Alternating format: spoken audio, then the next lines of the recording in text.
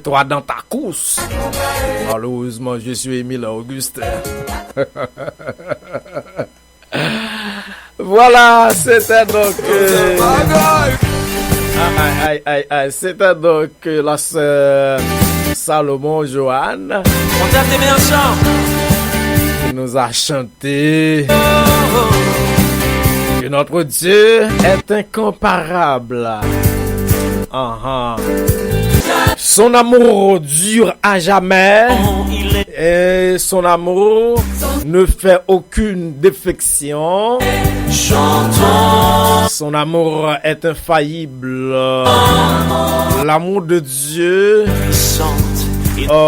c'est un amour plein. Un amour plein.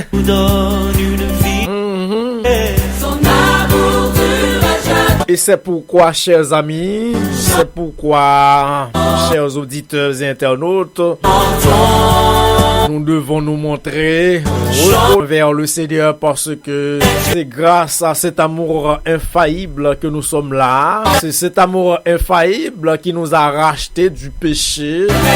Parce que le péché nous a acheté et nous a payé. Croyez-vous? Et il nous a acheté et payé. Mais grâce soit rendue à Dieu par l'entremise de son Fils Jésus, payé notre rachat. Il a payé notre rachat, notre rançon. Il nous a repris du péché. Nous lui donnons gloire. Préparez-vous pour votre rubrique Bon à savoir.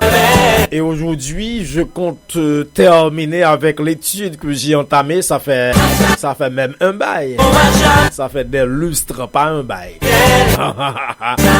Ça fait des lustres à un bail. Un bail, c'est beaucoup de temps. Mais des lustres, c'est peu de temps. Amen. N'oubliez pas que j'ai commencé à étudier avec vous ce sujet qui parle de l'accord du verbe avec plusieurs sujets. Quand il y a plusieurs sujets dans la phrase et il y a plusieurs cas qui peuvent se présenter et nous avons passé en revue presque tous les cas qui peuvent se présenter et nous sommes à la boucle. Nous sommes à la boucle. C'est-à-dire nous allons boucler la boucle. Nous allons terminer avec. Alors, les trucs qui nous restent à maîtriser à ce propos, c'est quand il y a plusieurs sujets, quand il y a plusieurs sujets qui sont juxtaposés et que ces sujets sont de synonymes, sont de simples synonymes. Dans ce cas, le verbe s'accorde avec le dernier sujet. Quand il y a par exemple dans la phrase plusieurs sujets qui sont juxtaposés et que ces sujets sont de simples synonymes, eh bien, le verbe s'accorde avec le dernier des sujets. Exemple. Un moment d'inattention, une négligence, un oubli. Ouais, les sujets ici sont des synonymes. Un moment d'inattention, on ne prête pas attention. Une petite négligence, une négligence, un moment de négligence. Un oubli, voyez, on peut même s'oublier. Eh bien, ça peut provoquer la catastrophe. Ouais, je reprends pour vous. Un moment d'inattention, une négligence, un oubli peut. On tape des mains ensemble. Il y a après chaque sujet une virgule. Les sujets sont juxtaposés, je vous avais dit ça. Un moment d'inattention, une négligence, un oubli. Et ici, les sujets qui sont juxtaposés par une virgule, c'est comme si ils sont liés par la conjonction et. Vous voyez? Mais Dans ce cas, donc le verbe s'accorde avec le dernier sujet. Le sujet, alors le dernier des sujets, qui est un oubli. Un oubli, alors un moment d'inattention, une négligence, un oubli peut provoquer la catastrophe. Deuxième cas pour aujourd'hui, c'est si encore les sujets sont juxtaposés et que ces sujets constituent une gradation. J'ai bien dit une gradation. En grammaire, il y a cette figure de style, cette figure de rhétorique, la gradation. Il y a deux types de gradation. Il y a la gradation montante ou bien ascendante et la gradation descendante. Vous voyez?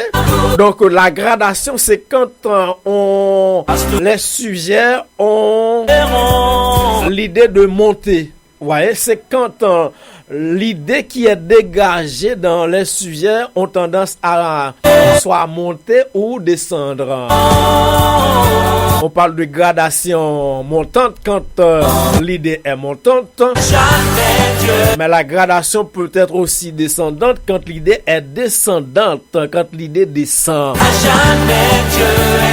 Si vous rabaissez l'idée dans chaque mot, dans chaque sujet, c'est la gradation descendante. Si vous hissez l'idée dans chaque sujet, c'est la gradation montante. Donc, quand les sujets sont juxtaposés et qu'ils constituent une gradation, le verbe s'accorde avec le dernier sujet.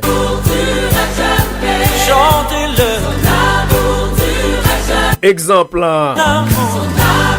le ressentiment, la colère, la haine même se lit sur son visage. Donc la haine, c'est comme si la haine conclut l'idée de la phrase. L'émotion de la phrase. Le ressentiment, la colère, vous voyez, l'idée ici monte. Et puis la haine, c'est comme si on est arrivé à l'apogée de l'idée de la phrase. La haine même se lit sur son visage. Et puis, autre cas qui peut se présenter, c'est lorsque les sujets sont liés par ainsi que, comme, de même que, aussi bien que, dans le sens de et, eh bien, le verbe se met au pluriel.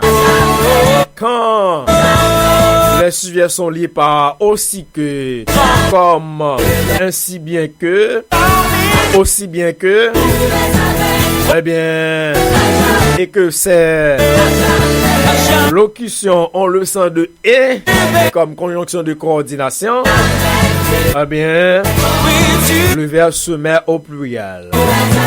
Exemple, ton père ainsi que ta mère seront heureux de voir ton succès. Ton père, comme ta mère, ainsi que ta mère, aussi bien que ta mère, seront heureux de voir ton succès. Vous voyez? Donc c'est le pluriel c'est au pluriel que l'on met le verbe. Cependant, il y a une restriction qui est faite. Cependant, si ces conjonctions gardent le sens de la comparaison, si ces conjonctions gardent le sens de la comparaison, le verbe reste au singulier. Exemple, Paul, comme les enfants d'aujourd'hui de son âge, est turbulent. Paul, comme les enfants d'aujourd'hui, les enfants de son âge, est turbulent. Yes. Comme ici, à le sein de comparaison, d'une comparaison. C'est pas comme à le sein de et comme conjonction, mais comme ici à le sens d'une comparaison. Paul, aussi bien que les enfants de son âge, est turbulent. Ou bien est sage. Voilà, mesdames et messieurs, chers amis auditeurs, chers internautes, chers jeunes, chers adultes, chers professeurs, chers discoureurs, qui m'a fait à cette rubrique, à cette étude que nous avons déjà entamée. Cela fait quelques semaines des lustres.